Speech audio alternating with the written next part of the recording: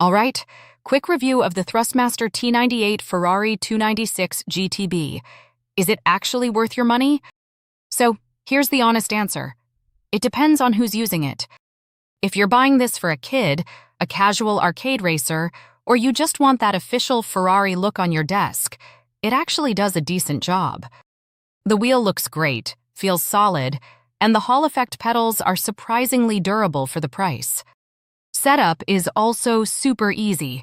Literally plug, clamp, and play. But here's the big downside. There is no real force feedback.